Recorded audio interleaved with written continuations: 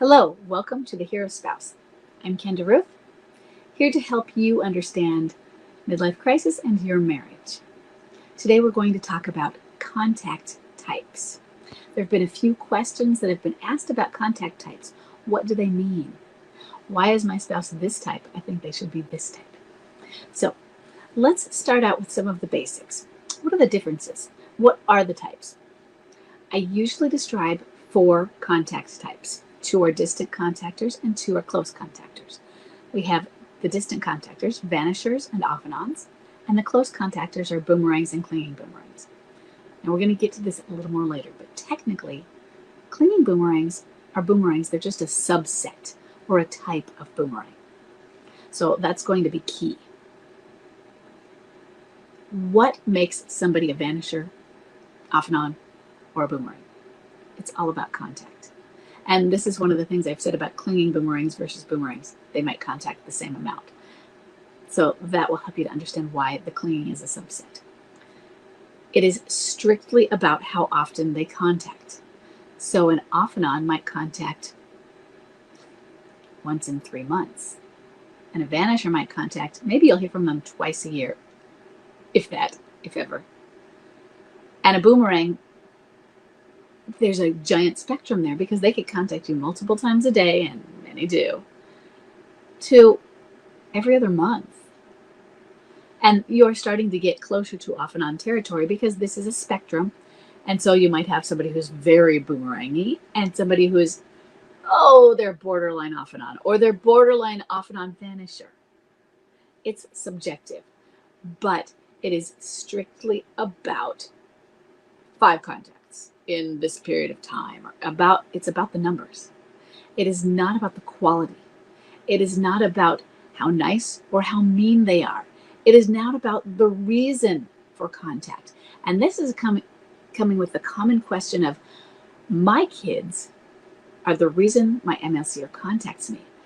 If it weren't for the kids, I think, no, that's key, they think, you assume, they'd be a vanisher. So why? Aren't I an exception? First thing, I hear it all the time. So it's not an exception because it's not uncommon. But it's really about it being strictly about the frequency of contact, not anything else in the quality. That's where the clinging part comes in. And so what I'm going to do is I'm going to put down a spectrum where you have the contact types continuum, and there are 2 spectrums. I have changed this to add a second spectrum, and that spectrum is about what it means to be clinging. So you have the frequency, and we'll go vanisher, off and on, and boomerang, and then you have the emotional intimacy spectrum. More emotionally intimate to less. And it doesn't mean that because it's less here where they're vanishers and more over here according to the spectrum. Put those 2 separately. They can be here on one spectrum and here on another. Okay? The reason that I have always talked about clinging boomerangs is because think about this. If somebody is clinging to you, they're more likely to contact you frequently or more frequently. So it is not common to have those who are distant contactors also have high levels of emotional intimacy with their spouse. And emotional intimacy has nothing to do with what it was like before. Yes, you had an emotionally intimate marriage. We're simply talking about what's going on in this midlife crisis. So I hope that you're understanding some of what's going on with that contact frequency. Now let's look at the emotional intimacy spectrum. What does that mean? So emotional intimacy or clinging. What are the qualities of clinging?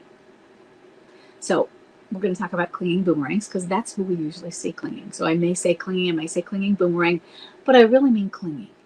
And then we can apply some of those same qualities to others less boomerangy contact types. They might be boomerang but almost an off and on, or they're already in off and on territory. Clingers, often, they're very needy. They need reassurance. They may be so needy to the point of codependence, whether you are both codependent upon each other, and that could mean you're on the drama triangle, We're running through the roles, and if you aren't familiar with the drama triangle, you may want to look that up. Look up Karpman's drama triangle. But you, as their spouse, are their security or their anchor. They want to know that you're still there. So they want to be reassured through all of their antics that, I don't like the word, but you're waiting, or that you're available, or that you're not going to give up on them. This means detaching is really hard because they're going to continue to try to engage you. They will try to incite you toward negative engagement if you don't comply with the positive engagement, if you stand as an obstacle in their way for things. They will switch from nice to mean and go back and forth.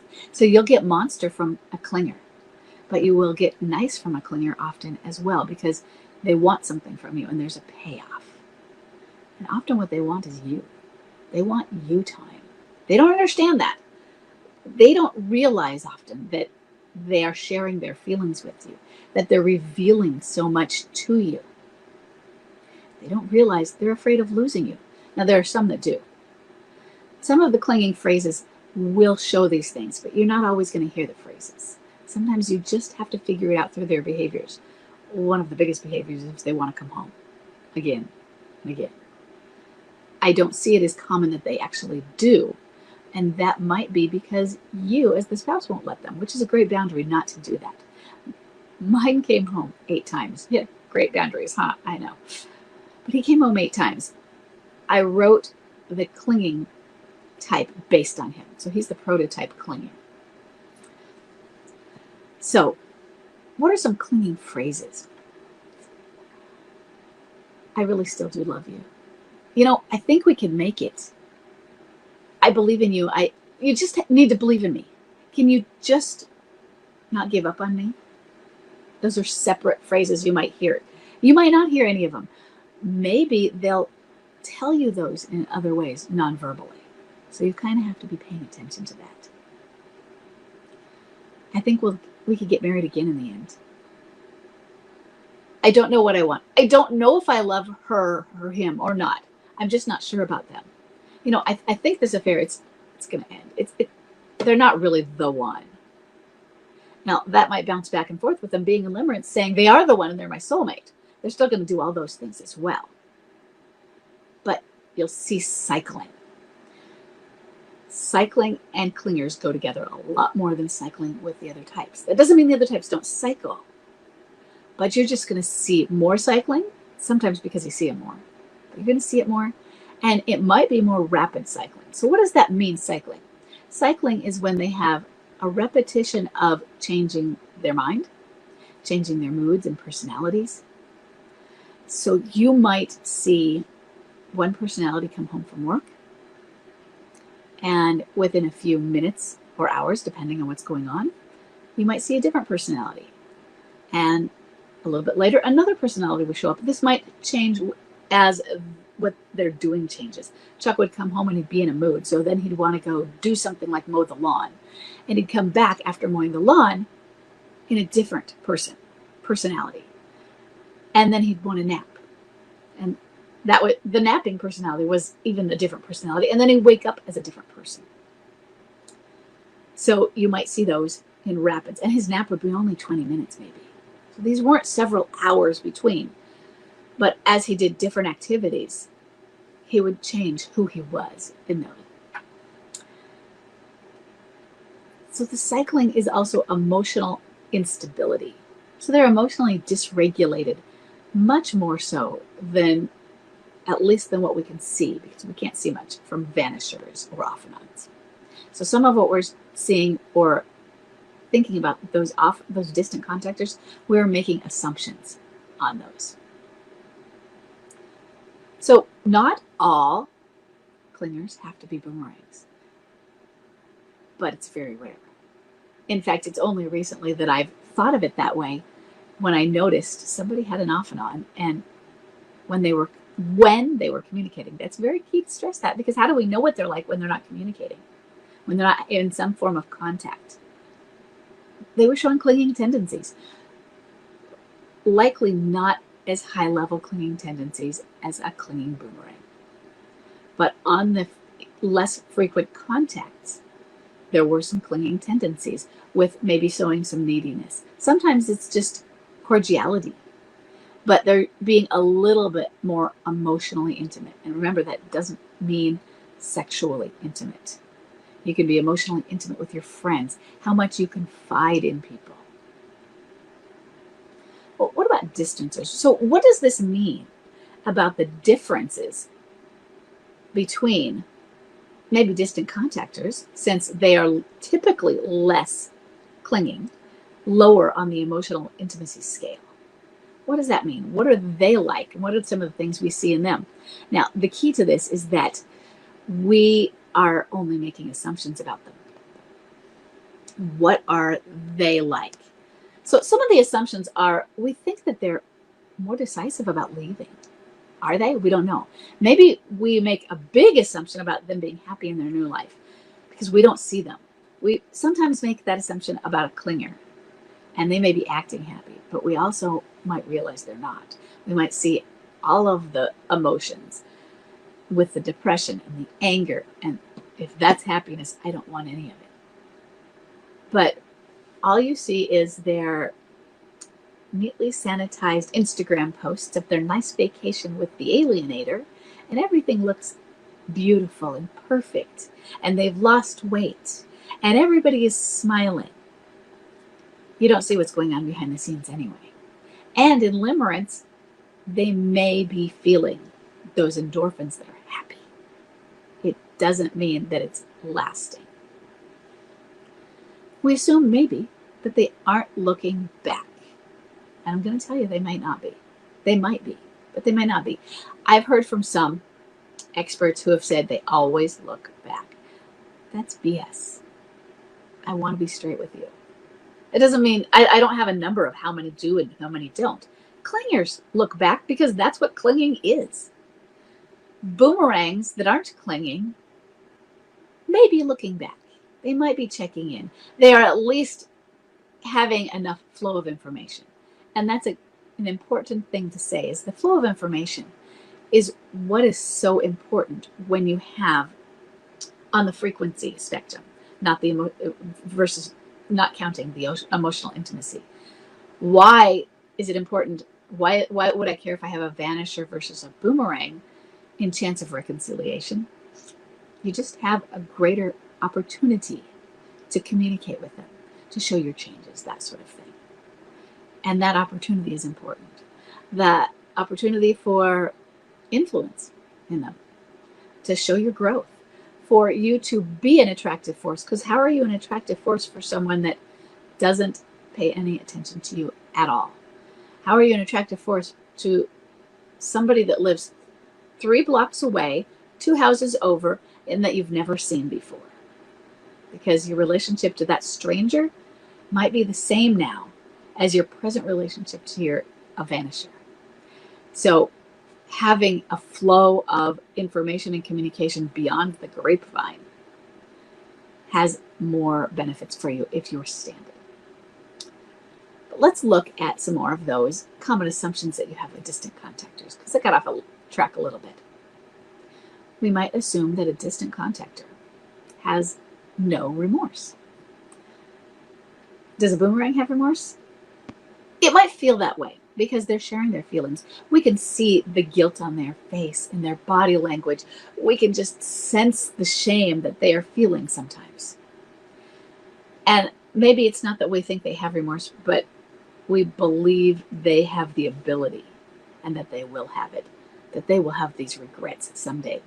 Because they're already showing regrets now. Even though in midlife crisis, they are not showing the capacity to work through those regrets and have the willpower to return home. They still have the compulsion to leave, to have the affair. The limerence is pulling them, even though they recognize, I'm making the biggest mistake in my life. Maybe we think that a distant contactor just doesn't care. It's not always true, but that's an assumption.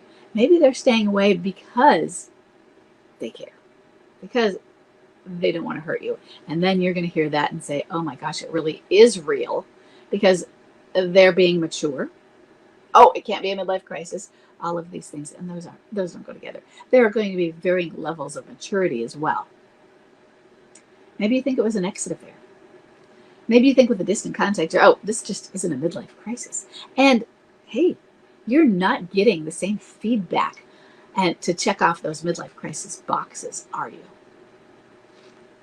It could be an exit affair, but an exit affair can turn into something real. But an exit affair often had a purpose. They left for the purpose of using it as an excuse. I'm so tired of my marriage. I just need to get out. And that doesn't typically go with a midlife crisis. Maybe they're indifferent. Maybe you think that's what's going on. And indifference is the opposite of love. Hatred is not the opposite of love. Hatred means they have a lot of energy towards you and with you and in their emotions about you. Indifferent? They don't. I'm not saying they are any of these things. I'm saying when we don't see them and we don't have a flow of information, this is what we put into our head about them. And some of it might be true. And compare that to what's going on with those clingers where they say, I love you. They still give you a kiss hello or a kiss goodbye, and that confuses the heck out of all of us because they're like, why are you doing this? I asked Chuck, and he said, and he meant it. He didn't say it rudely. He said, oh, I'm sorry. I guess it's just habit. And I didn't take it personally in that because I knew he meant it. And it was just a hello goodbye. I could have kissed my grandma in the same way.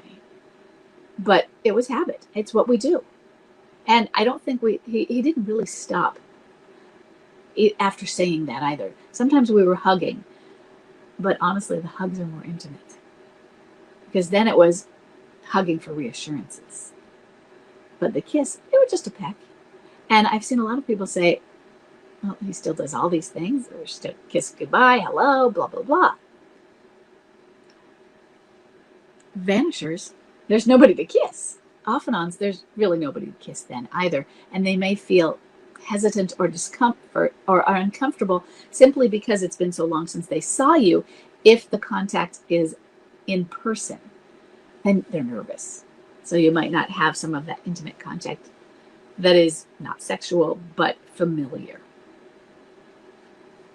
So I hope that this is helping you to understand how the contact types are based on two types of spectrums. How often they contact you and the emotional connection involved in the contact. How clinging they are to you. If you have any other questions, just let me know. I'm here and I'll see you in the next